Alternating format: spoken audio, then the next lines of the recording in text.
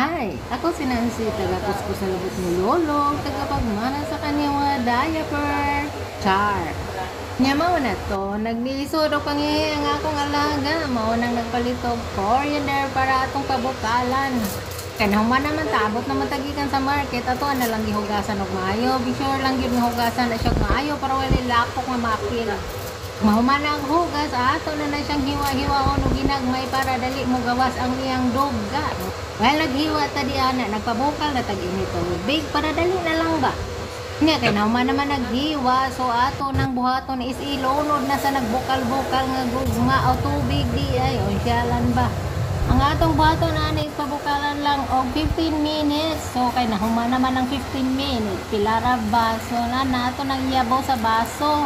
Kaya harong nabugnaw. So, yun, tay, coriander tea para sa naglisod o panghihi. Kung naglisod man sa panghihi diha, so, sa pa imong gilangay pagpabukal na dayo.